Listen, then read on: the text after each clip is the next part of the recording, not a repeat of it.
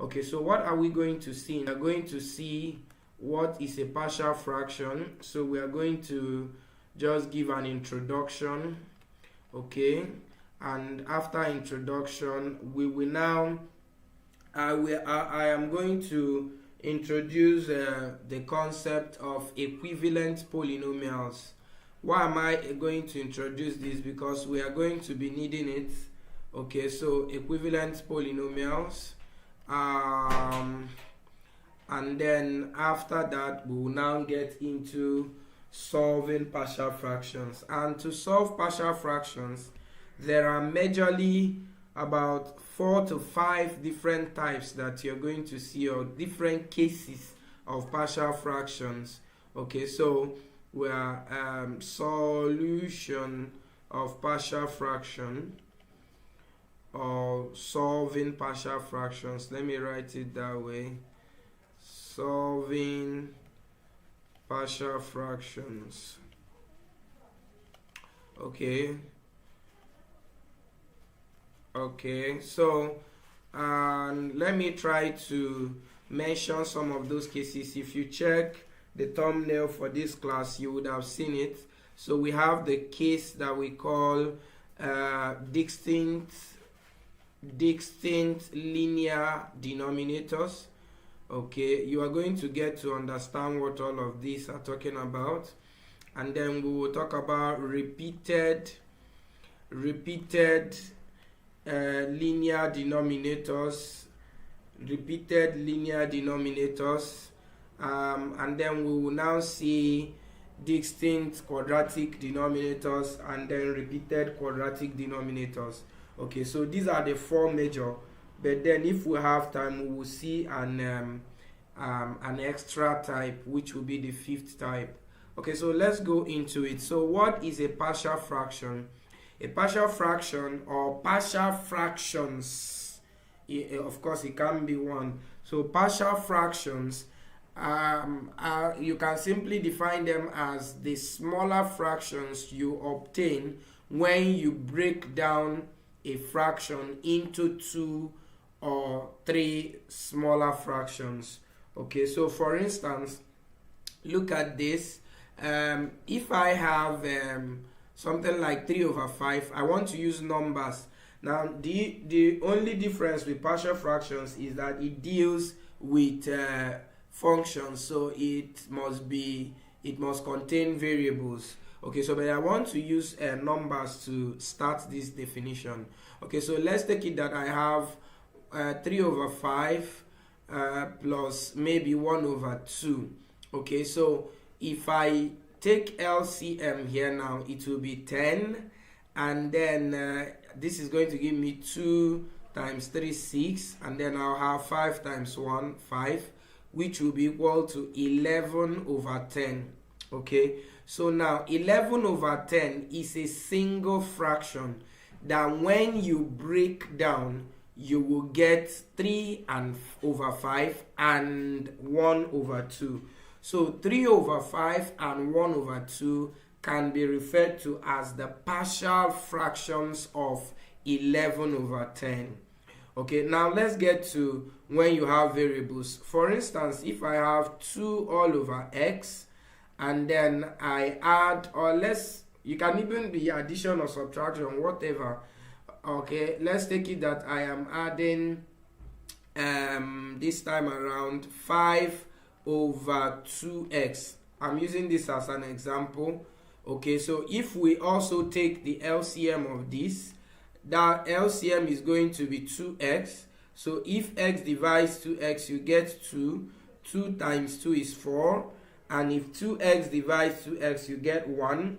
1 times 5 is 5. So this is going to give us 9/2x. So it means now that 9/2x is the single fraction that produced these 2. If you break it down, you are going to get these 2. So that means these 2 are called the partial fractions of 9/2x. Now, it is not just limited to only 2. So you could have 3 partial fractions, 4 partial fractions, and so on and so forth that can produce one fraction. Okay, so if I choose to add other fractions or subtract other fractions, by the time I take LCM, I'll definitely get one single fraction. Okay, so that's the definition of what a partial or what partial fractions are. Okay, now what is the concept of equivalent polynomials? You recall that we just finished discussing polynomials.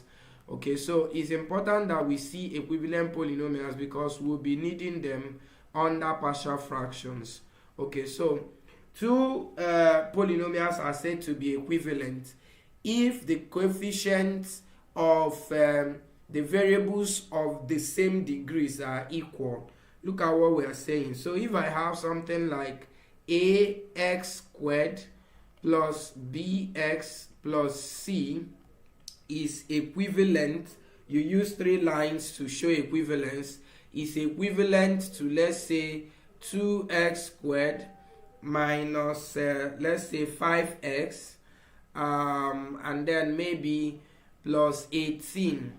Okay, so you can clearly see now that the left hand side here is said to be equivalent to the right hand side, and the implication is that the coefficient of x squared on the left hand side must be equal to the coefficient of x squared on the right hand side. So a must be equal to 2, b must be equal to minus 5, and c must be equal to 18.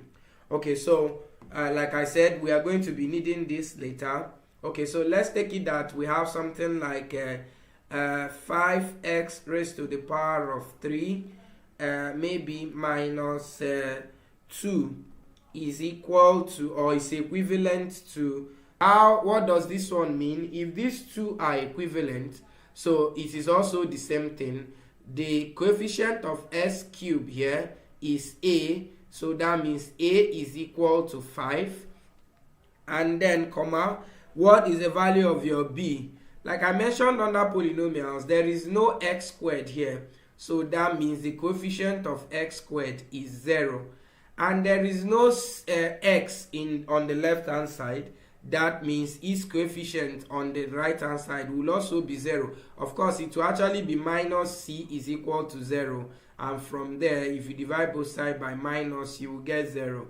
And then finally, your d, which is the one that does not contain a variable, will be equal to the constant here, which is equal to 2. So now this is a concept of equivalent polynomials. We also ask questions around this, and like I said, we will use it as we get into the concept of partial fractions. You should take note that, like I said, there are about 4 different cases that you have when it comes to solving of partial fractions.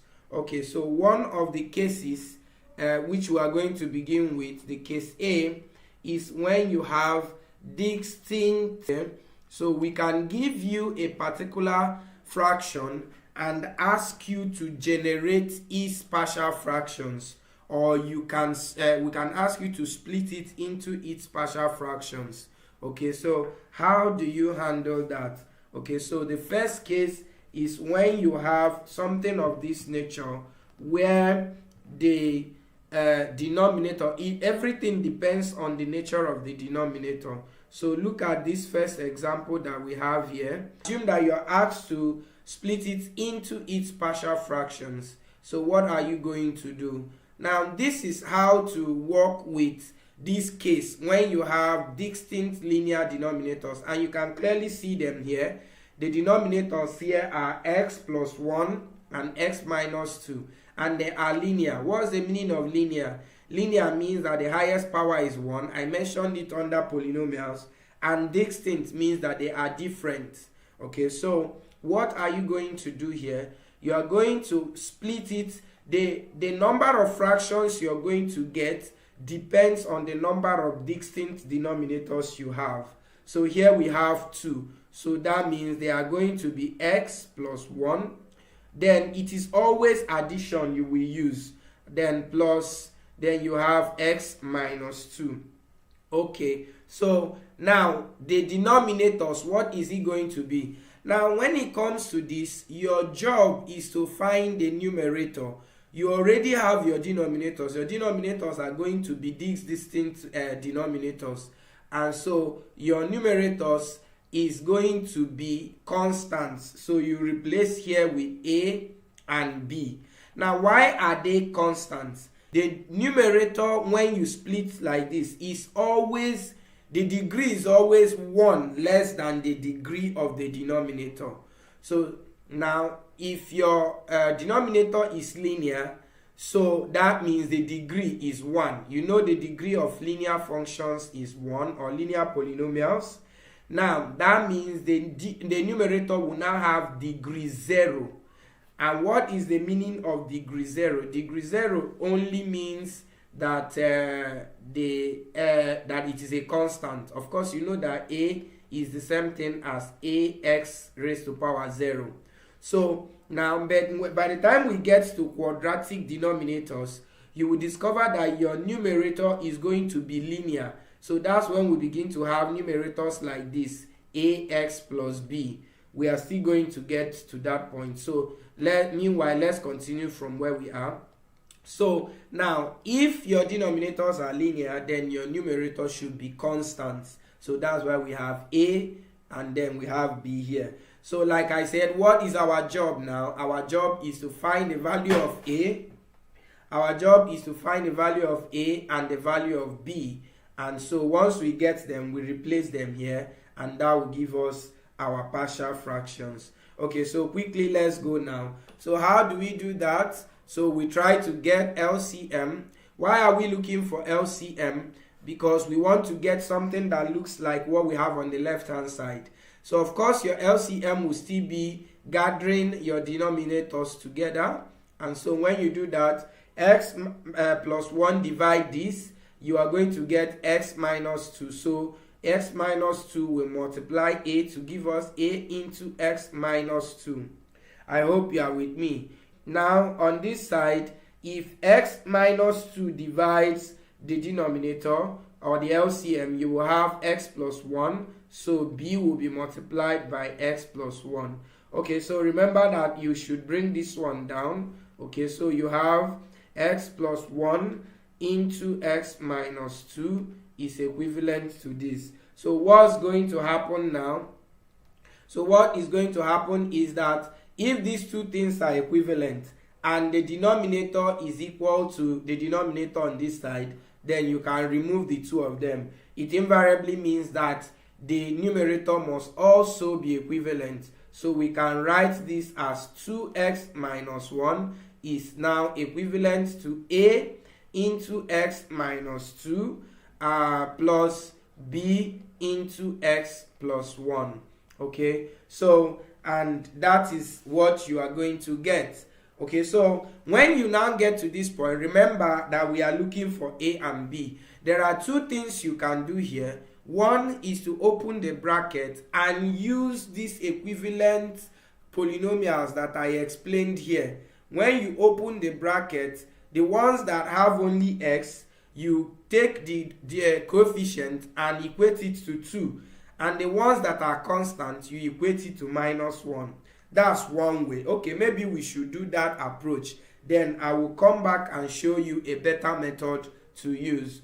Alright, so what do I mean? So this is going to give us 2x minus 1 is equivalent to, if I open this bracket, I'm going to get ax minus 2a.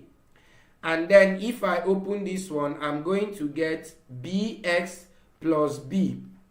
So I'm now going to gather the ones that have x. So ax here and bx have x. If you bring them together, that will give you a plus b into bracket x. I just jumped only one step and I hope you understand that. Of course, if you open this bracket, you still get back our ax plus our bx. Alright, Munachi. Okay, so then here you will now have gather the ones that don't have any x at all. Of course, it will be good to write your b, since it is positive, write it first. So I'll have b minus 2a. Okay, remember that that is equal to 2x minus 1. Okay, so from that concept of equivalent polynomials, so it means now that this coefficient of x must be equal to 2. Therefore, my a plus b is equal to 2. You can call this equation 1. And then my b minus 2a, okay, you still need to turn it since you are going to be solving it simultaneously. So let's turn it.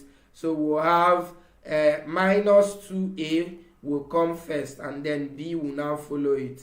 That is equal to, what is our constant here? Our constant is minus 1, and that is our equation 2. Okay, so you now have simultaneous equations, and so you can solve them. Alright, so what do? We eliminate b. So to eliminate b, we can subtract. So we are going to have a minus minus 2a is going to give us 3a, and then b will disappear. Victor, you're welcome. And so on the right hand side, you now have 2 minus minus 1. That's going to give us 3. Therefore, our a is equal to 3 over 3, which is equal to 1. And so we have gotten our a. You can substitute it here to now get your b. And if you do that, if you put a here, you are going to get 1 plus b equal to 2. Therefore, our b is also equal to 1 if you solve that. Okay, so now we have gotten our a and b. So you bring it back to this place. Therefore, your partial fraction will be 1 plus 1 all over x minus 2. And this is your answer. So now one of the ways you will know that you're correct is, like we said, you can join these two fractions again. If you join them, you will get back this that you were given here. Okay, so that's how to do partial, or to get the partial fractions of a given single fraction. There are some examples. The reason I love to teach some of these methods and then show you another easier way is that there are some examples you will meet, and the only method that will solve it will be this equivalent polynomial approach. So you need to know it. Some of you will say it's long, we need shortcuts. Stop looking for shortcuts. But of course, I'm going to show you this method because it is actually beautiful. So from here now, instead of using this equivalent approach, let me bring down our equation here. So this is equivalent to a into x minus 2 plus b into x plus 1. Okay, so how do I get my a and b from here? It's very simple. Assuming that what you're going to do is to do elimination. So you do elimination straight away. You have two variables and you want to get one. So you can eliminate one. And how do you eliminate? Just look for what will make this bracket to be 0. In assuming that I want to get a, I will look for how to eliminate b. And to eliminate b, I need to make this bracket 0. And to make this bracket 0, I will say let my x be equal to minus 1. So if I make my x minus 1, what I will do is that I will substitute it across board. Everybody will share it. However, you know where my eyes is on to eliminating here. But by the time I make it minus 1, I should still apply it across board. So if I make x minus 1, I'm going to have 2 into minus 1 minus 1 is equal to, now you now change this equivalence to equal to. Okay, sir, I don't understand how the b came about. Which of the b? Okay, how we got b to be 1? Is it this one? Okay. All right. If that is what you're asking, GNX, I don't know if you wrote your name when you came in, so that I will not be calling you by your YouTube name. GNX, did you write your name? You did not. Please write your name and your department. Okay, so how did I get b as 1? I said after you've gotten a to be 1, you will substitute into any of the two equations. And I chose the first one. The first one is a plus b is equal to 2.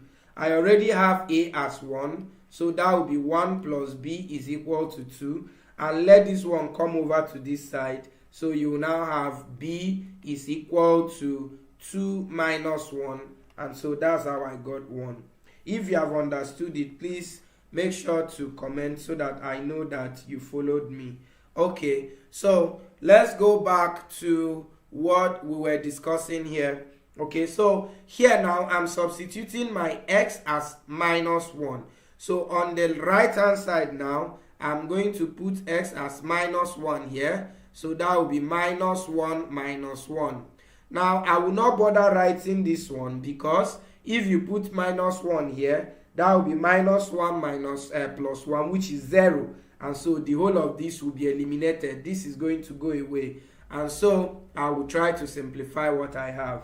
So 2 times -1 is going to give us -2. And -2 minus 1 is -3. Is equal to, oh sorry, I made a mistake here. This is supposed to be -2. This is -1 -2. So here you now have -1 -2 is -3. And -3 times a will give us -3a. Alright, JNS, that's okay. Alright, and if you divide both sides by -3, you will still get our a to be equal to 1. So you can clearly see that this approach looks better than the other method that we used. Thank you, Ebuka, for that reminder. I've made the correction there. Thank you. Okay, so now, and to get our b now, it means we are really following. I love that. So to get our b now, we will now eliminate a. And to eliminate a, we will look for how to get 0 here. And all we need to do is make your x to be 2. Okay, so what are you going to do? So we say let our x be 2. So if our x becomes 2, we will substitute again here. So that will be 2 times 2 minus 1 equal to, of course, if our x becomes 2 here, so this will turn to 0. Thank you. You're welcome, JNS. You're welcome. Okay, so and then here, if we put our x as 2, that's going to be b into 2 plus 1. So you close the bracket. So now you are going to now simplify. So here is going to give you 4 minus 1, which is 3. And then this is 3 times b, which is 3b. So you will also get your b to be equal to 1. So I don't know which method you prefer. You can comment in the comment section. Let me see. Is it the first method or the second method? Meanwhile, like I said, we should learn all of them. Okay, we are not leaving anyone. But going forward in this class, I will only be using the second method. Okay, because of our time. Alright, so let's see another example. But I want to see the method that you prefer. Okay, so let's go to example 2. So example 2 here, we are given 3x plus 2. And that is all over. Here we have x minus 1 into x plus 1 into x minus 2. Okay, second method. All right, so of course second method is the best. All right, so it will always make it faster and easier for you. All right, and that's what I'm going to use in this example 2. So now for example 2, how many fractions are we expecting? How many fractions are we expecting? How many fractions are we expecting? Okay, Gideon, you are welcome. Please, I don't understand. Which one? You should tell us the one you did not understand so that we can do that. Is it the second method or the first method? Gideon, please respond to that. Once I see your response, I will clear on that. But meanwhile, you can use this second example to understand. So just pay attention to this second example.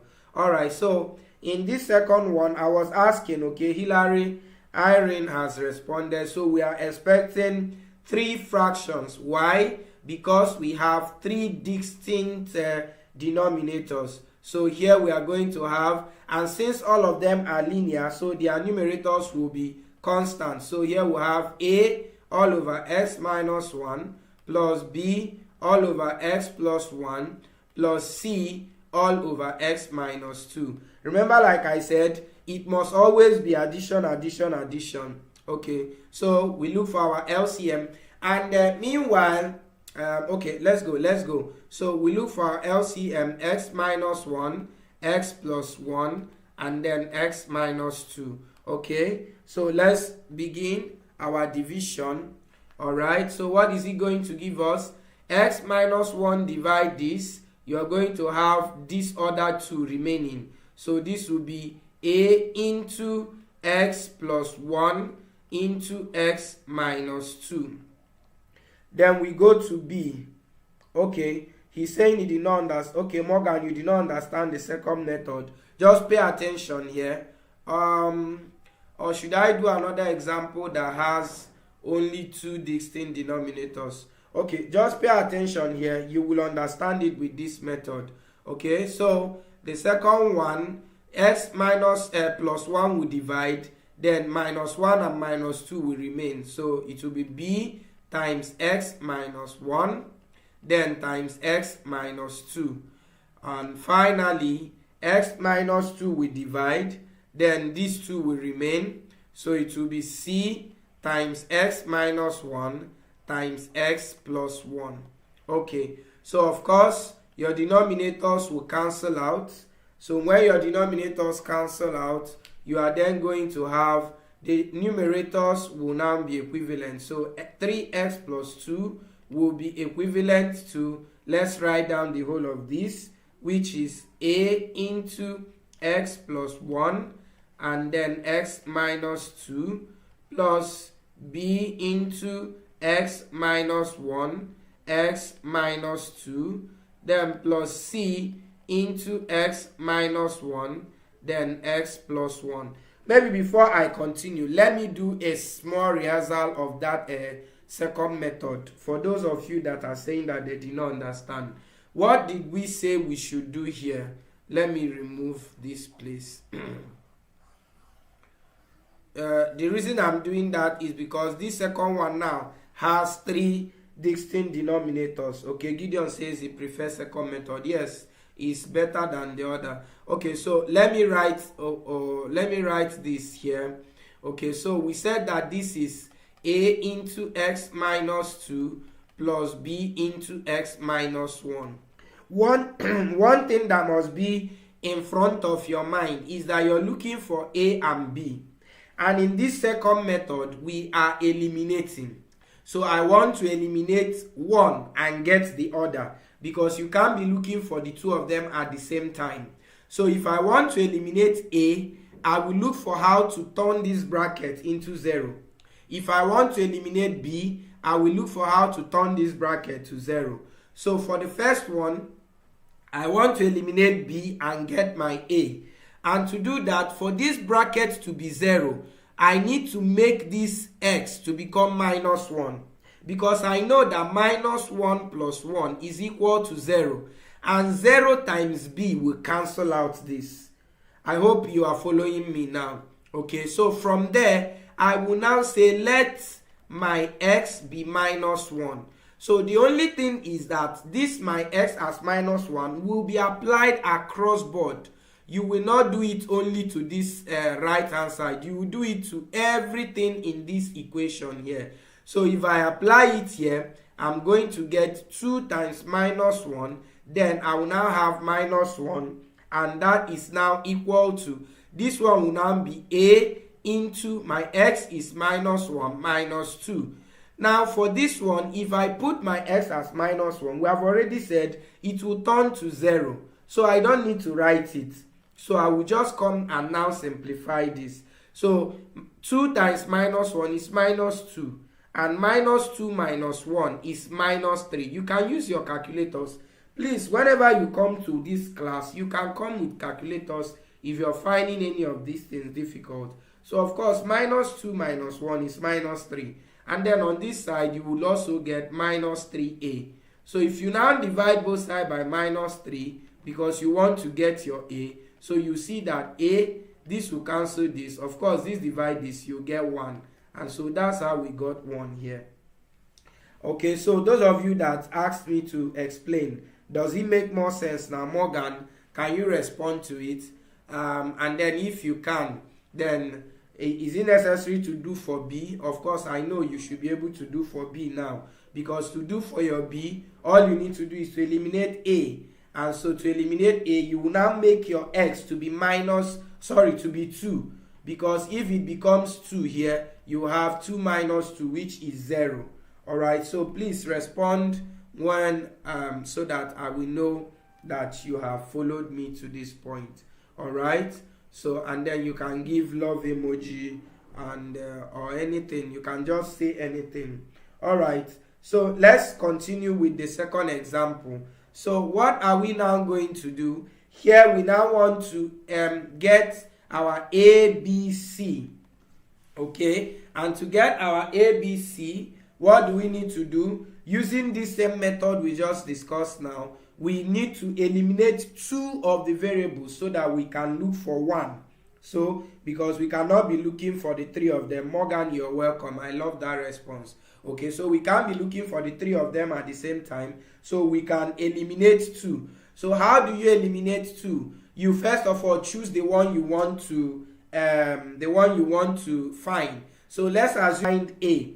So I want to eliminate my B and my C. And to get that, I will just come here. Look at this. They have two brackets.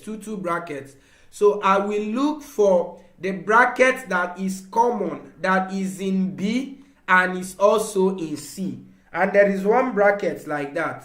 That bracket is x minus 1.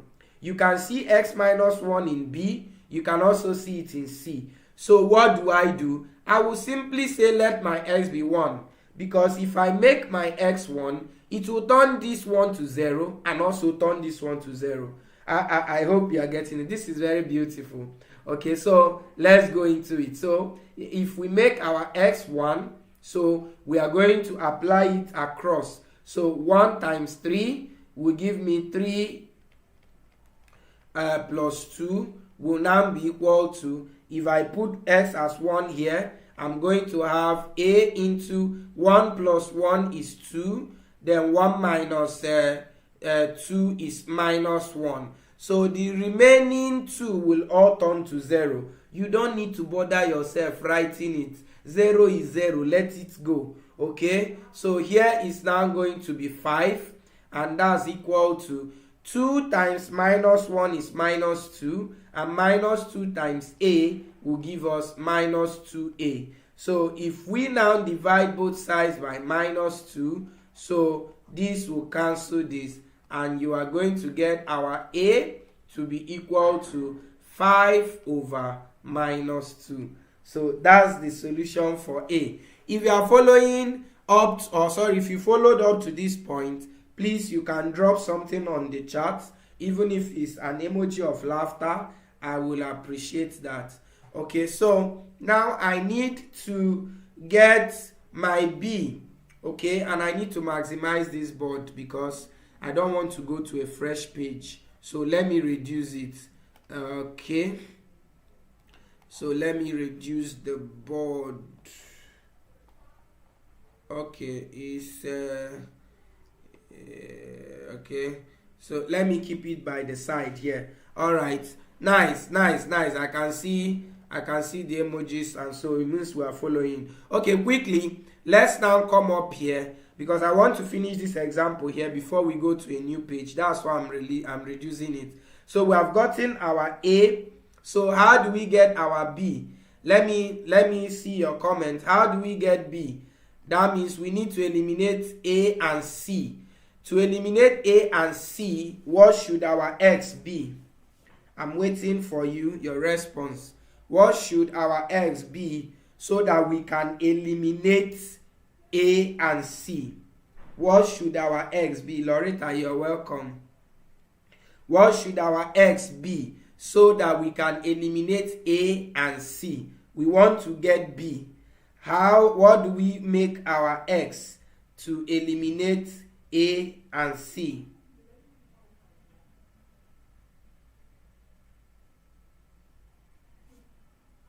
Okay, Ebuka says minus 1. Who again? Do you think is correct? Treasure, This your winking eye. Okay, who again? I'm waiting. What should we make our x? Okay, because of our time, Ebuka is correct. So to eliminate our a and c, we will make our x to be -1. Yamunachi, why are we making it -1? Look here. Okay, Morgan, that's good. Okay, why we want to make it -1 is that we will look for a bracket that is common to two of them, and that is x plus 1, x plus 1. Thank you, Loretta. Okay, so if we make x -1, this will be 0 and this will be 0. Beautiful, you are following. Okay, so we now substitute it here. So we are going to have 3 times -1 plus 2 is equal to, your a will go, no need to substitute. So your b is the one we need to substitute. So b is going to be, if you put -1 here, -1 will be -2, and then -1 -2 will be -3. Okay, so your c will also go, no need writing it. So this is going to give us 3 times -1 is -3 plus 2. That will give us -1 is equal to, this one will turn to 6 times b, which is 6b. So if you divide both sides by 6, you will get -1 all over 6. And that's our b. Okay, can we now get our c? Everybody do that and let me have the answer. Okay, now since we already have some responses, maybe we should do it together to get to know which one is correct. So first of all, our x is going to be 2 because we are going to be eliminating b and a, and the common bracket is x minus 2. And so if our x is 2, so we are going to have 3 times 2, and that is plus 2 is equal to, if you put into a, it will go, put into b, it will go, so no point writing those two. So into c now, we are going to have c into 2 minus 1 is 1, and 2 plus 1 is 3. So this is going to give us 6 plus 2 is 8 is equal to 3c. Therefore, our c alone is 8 over 3. Okay, so let me give love emoji to those of you that got 8 over 3. All right, the 8 over 5 is just a mistake. Even Morgan is writing 8 over 4. It's just a mistake. Check your multiplication. I know you got it correctly. It's just maybe the multiplication, that's where you didn't. This thing is not addition. This 1 and 3 is not addition, it's multiplication. 1 times 3 is 3. So you are supposed to have 3c. And so if you divide both sides by 3, you will get 8 over 3. Okay, so that's beautiful. Loretta, Hilary, I've seen all your responses. So now we have gotten all the variables a, b, and c. So we now need to substitute. So I'm going to substitute here. So our partial fraction is simply equal to, our a is minus 5 over 2 all over x minus 1. Now before we continue, I want to let you see this.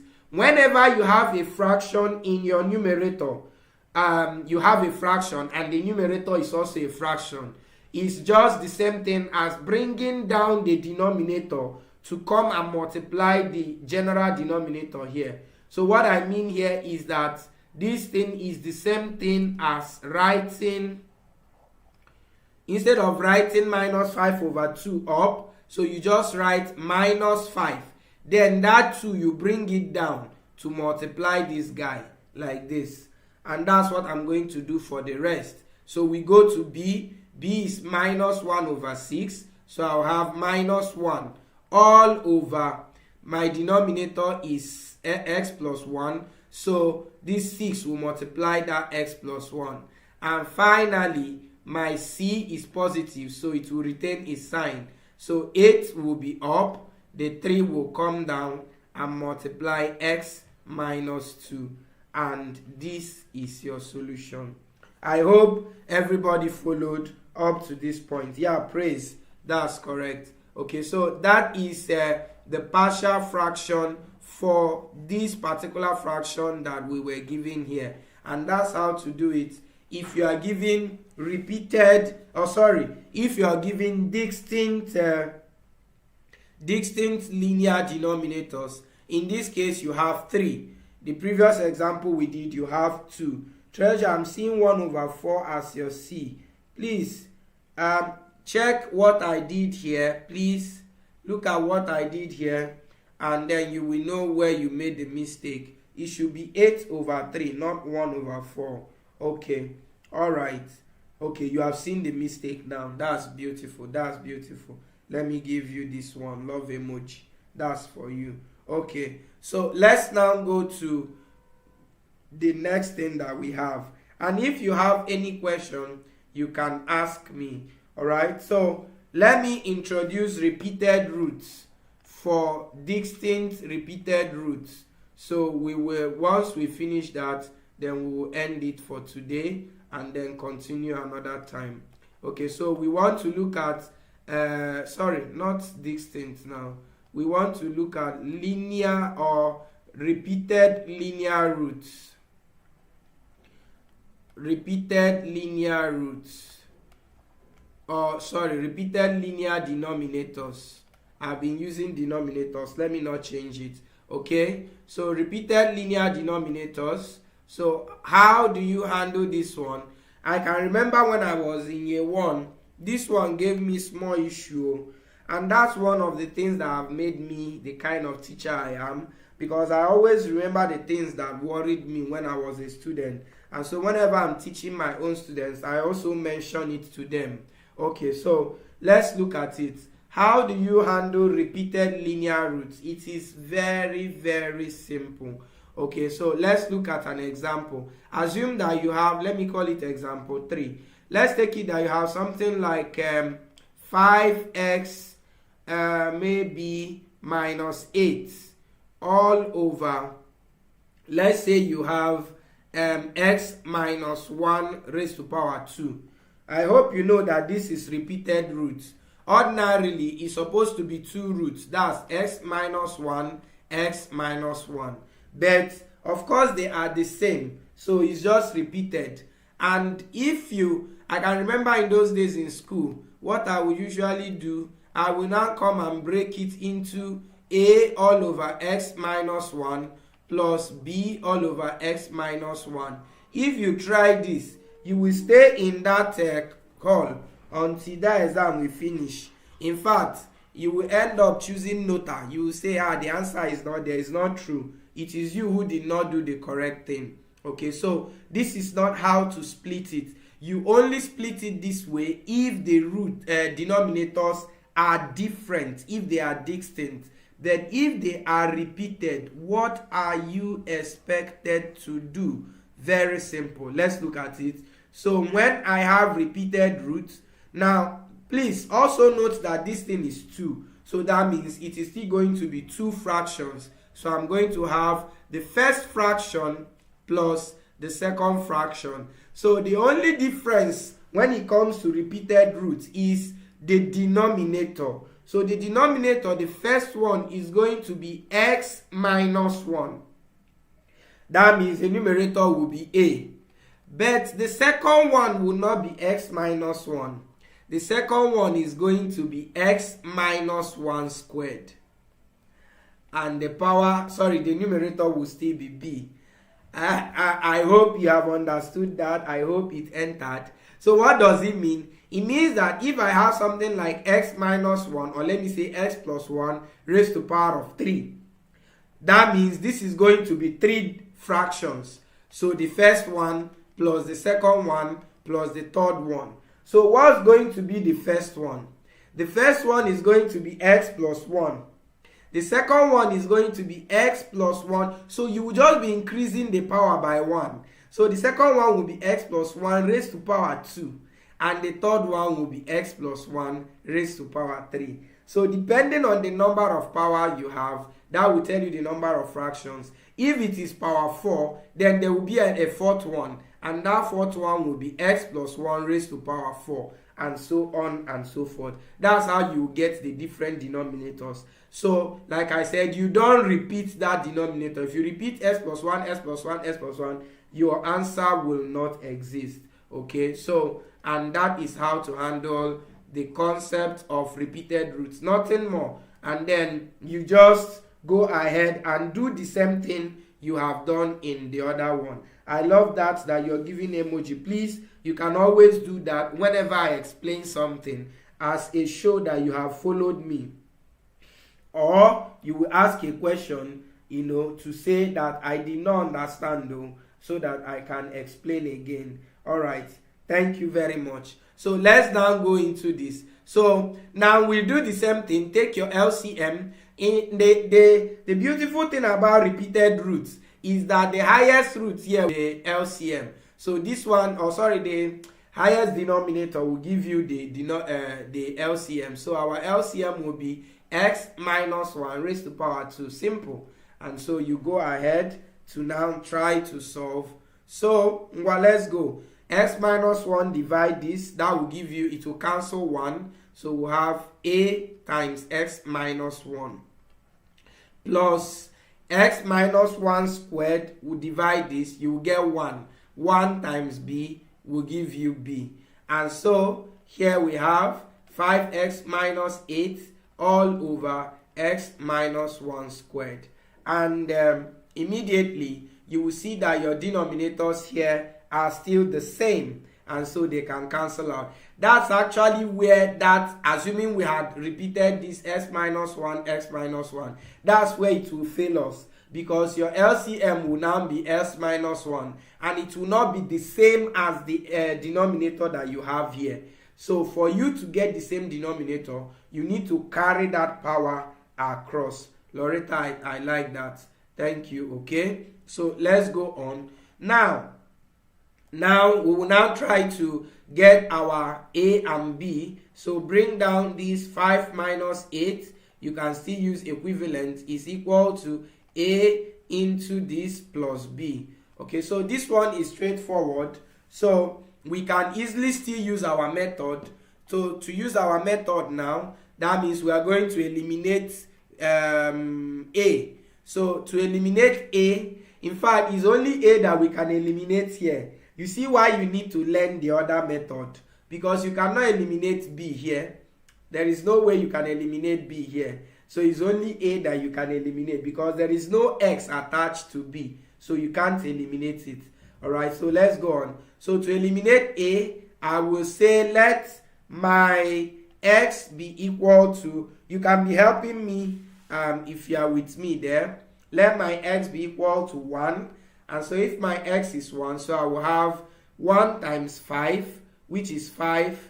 And so 5 minus 8 is equal to, if you put 1 here, this will turn to 0. So you just have is equal to b. So that means our b is equal to minus 3.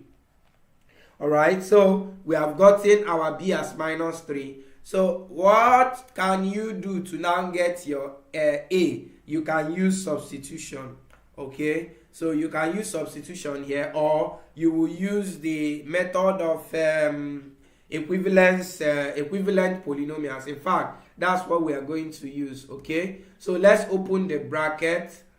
If we open the bracket, so we are going to have 5x minus 8 is equivalent to, if we open the bracket, we will have ax, a times minus 1 will be minus a, and that is plus b.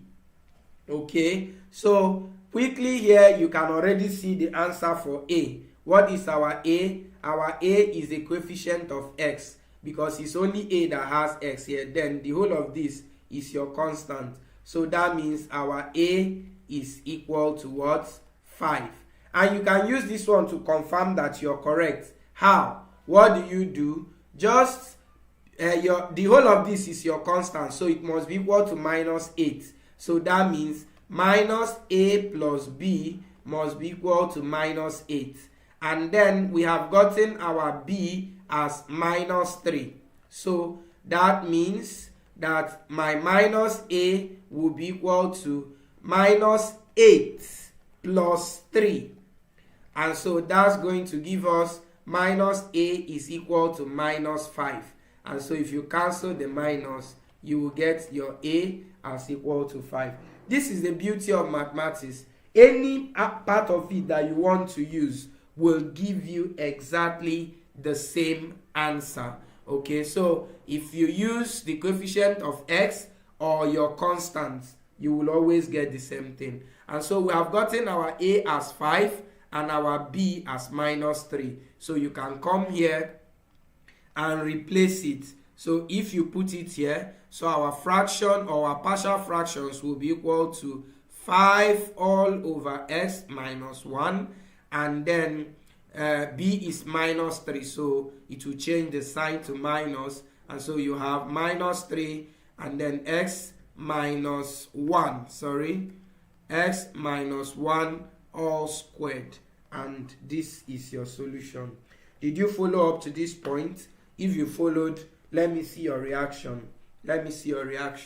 Before we go to another example. And that example, I think you will do it for me. All right, so I'm going to write a fraction now, and you are going to split it. Look at it here, but let me see your reaction first. Okay, so let's assume that you have, let's use the same thing I used here. That's 5x minus 8, or let me make it plus now. Is that okay? 5x plus 8 all over. Now here we are now going to use x plus 1 all squared. All right, everybody. So do this one quickly. Okay, or for the sake of our time, let me leave it as an exercise. So after the class, you will do this and submit the answer you've got as a comment in the video. Look at it here. So please write it out. You can write it out as example 4, but it is an exercise for you. Okay, so let's quickly do one more example as I end today's class. Okay, so let's go to example 2. Our example 2 is going to be the picture on the question on the picture I sent to you guys. Okay, so look at it there. It says you are given 2x squared plus 7x then minus 2 all over, here you have x minus 2 into x plus 3 all squared. X plus 3, that's correct, Ebuka.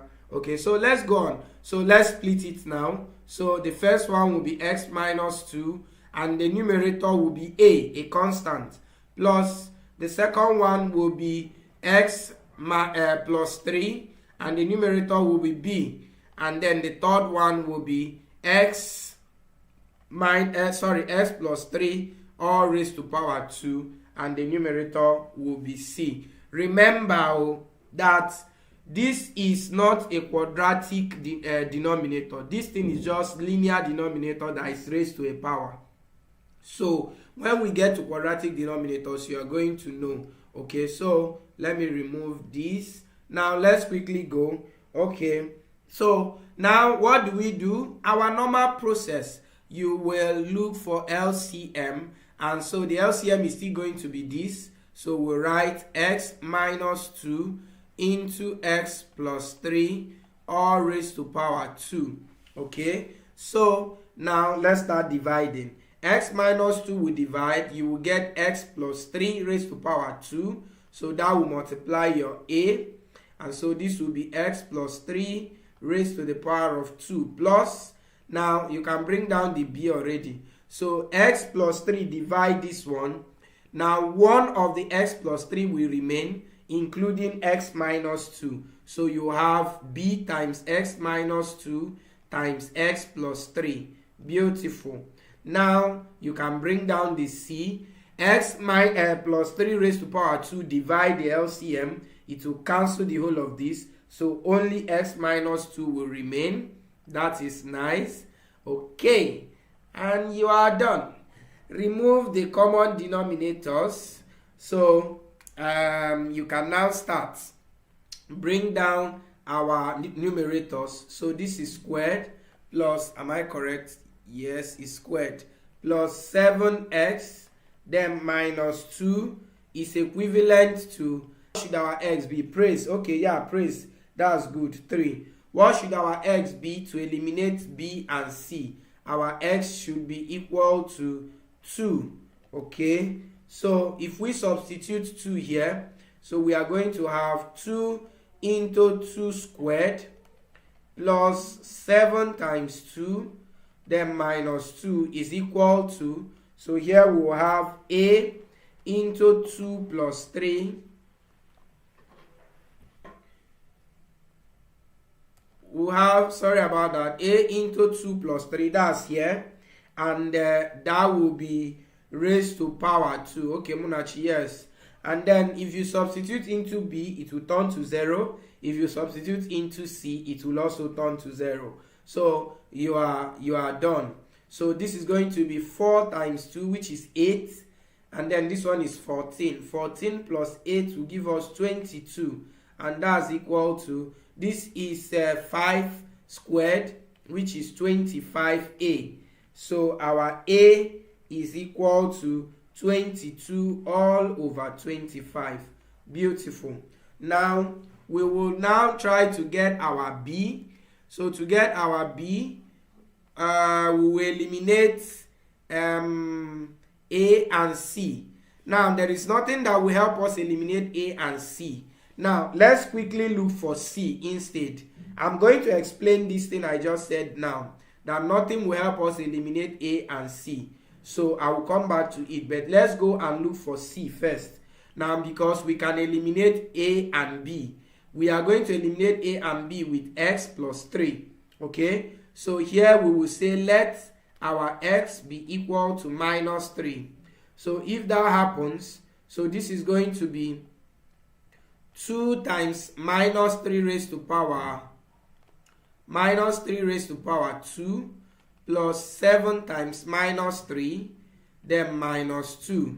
Okay, did I finish this thing? I didn't finish this thing. No.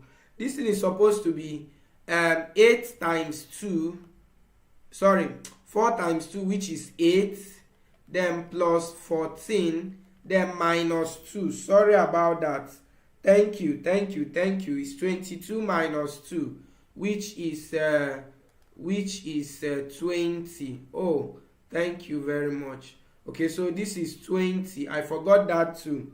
Okay, so this is going to be 20, and then you are going to have 5 divide 20 will give us 4. 5 into 25 will give us 5. Thank you, Munachi, of course, for noticing that.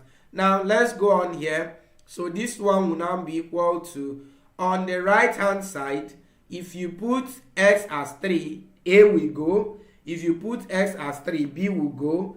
And then your c is going to be 3 minus, so you're going to have c into 3, minus 3 minus 2. Okay, so let's go ahead now. So that's going to give us minus 3 squared is 9. 9 times 2 is 18. 18 minus 21 minus 2 is equal to, this one will give us minus 5c. Okay, so this is going to be 18 minus 21 is minus 3, and so minus 3 minus 2 is minus 5, is equal to minus 5c. Therefore our c is equal to plus 1. Okay, so we have gotten our c and our a. So how do we get our b now? So watch what we have here. You will discover that like I said before, there is no bracket that is common to a and c, so you cannot eliminate them. Now, but if you watch, you will see that if we use the equivalent polynomial method, that's expanding this, is going to waste our time. But that's one way to do this now. But I'm going to give you an idea. And what is that idea? Whenever anything of this or like this happens, use your x as 0. What did I say? Use your x as 0.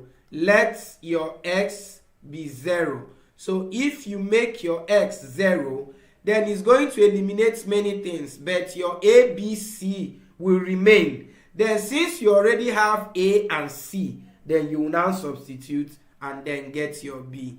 Okay, so that's what I'm going to do now. So if I make my x 0, this 2x squared will turn to 0. So I'll have 0 plus, this one will turn to 0, 7 times 0, and this one will be minus 2. And that will be equal to, now here is going to be 0 plus 3 is 3.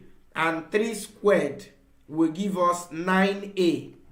While this one will be 0, now in fact let me write that one since it's 2 brackets. This one will be 0 minus 2, that's minus 2, into 0 plus 3 is 3. Then we come to c. C is going to be 0 minus 2, which is going to be c times minus 2. I hope you followed to that point.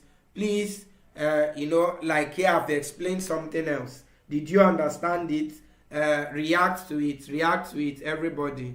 Okay, so if you are okay with it, so here we are now going to have minus 2 is now equal to 9a, and so this is going to be minus 6b, and this one will be minus 2c. Okay, so like I said, you are looking for b, so you already have a and you already have c, so you just substitute those ones. So this is going to be minus 2 is equal to 9, Irene, that's beautiful, 9 times a. Our a is 4 over 5, and then our b will remain because that's what we are looking for. Then minus 2 times our c is 1. Okay, so we have minus 2 is equal to, this is going to give us 9 times 4, which is 36 all over 5, minus 6b, then minus 2. We can make this 2 minus 2 over 1. Okay, so that everything will be okay. Look at a beautiful thing I just saw. So instead of making this 2 over 1, you can easily move it to this side so that it will come and cancel this one. So if this 2 comes over, or let's just collect like terms. So move your minus 6b to this side, and then it will become positive 6b. Then here we have 36 over 5. And then if you move minus 2, this one is already here. If you move this minus 2 here, it will become plus 2. So it will cancel out this one. And you are done. So you divide both sides by 6. And if we divide both sides by 6, okay, before I do that, so that I will not confuse some people. So this is going to give me 6b is equal to 36 over 5. So divide or multiply both sides by 1 over 6. That's another way of dividing so that we don't get confused. So this will cancel this. So b will be equal to, this is going to give us 6 here is 1 and 6 here is 6. So you have 6 all over 5 as our b. And we are done. We are finally done. So now that we are done, you can now come back and substitute into the fraction. Okay, so let me just remove this line here and do that substitution. Let me remove this line here. Okay, so this line that I removed, what if you have a question? Okay, let me still write it down. Okay, so we are now going to have that our partial fraction is equal to a. Our a is equal to 4 over 5. So we will have 4 and then over, we will bring down that 5. So it will now multiply that the linear factor that is down, which is x minus 2. Okay, so if it multiplies your x minus 2, so you have something like this, and then you go to your b. So this is plus, my b is 6 all over, the 5 will also come down, and what is down there? There you have x plus 3. Okay, so we bring down x plus 3 here, and finally our c is minus 1. So we put our minus 1. Is it minus 1 or 1? Oh, 1, sorry, not minus 1. So we will put our 1, and that is all over x plus 3 raised to power 2. And this is your solution. Praise says 100%. I love that. Okay, so that is the last example for this class. That is the last example that we have for this class. Okay, right. If you have any question, go ahead and ask me. Go ahead and ask me. Don't forget to write your name and your department. Please let me get your reactions, your love emoji, your laugh emoji, your flower, whatever, the 100%, whatever. Just give me so that I'll be sure that you followed. And if you have any question, you can ask. Nobody has asked me in the group about the past question I said I'm going to send. Maybe you people don't need it. Okay, so, but I'm going to snap it because there is an exercise that is here, number 21 of this exam. This exam is very nice. I'm suspecting that we'll repeat these questions. It's very, very nice. So, and I will drop it. When I drop it, you will respond to it, and then, in fact, let me write it here. Let me write it here. Don't leave yet. Let me write it. Okay. Look at the question. It's very nice. It says, if exercise, okay, let me write it. If x squared 3x squared plus 5 all over x plus 2 raised to power 3 is equal to a all over x plus 2 plus b all over x plus 2 squared and plus c all over x plus 2 raised to power 3. In fact, this is exactly what we just discussed, repeated roots. Okay, so now look at the question. It says find or evaluate. Let me use the word they used here. Evaluate a comma 2b comma minus c.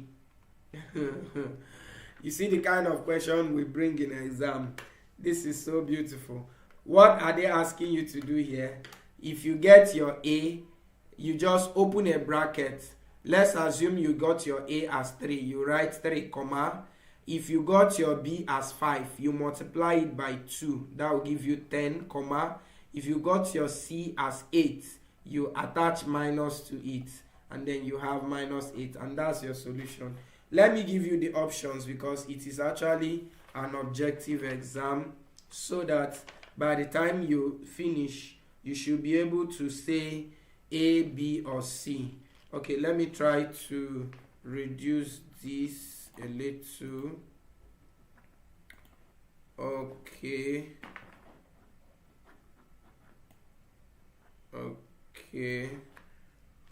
Okay, so look at the options.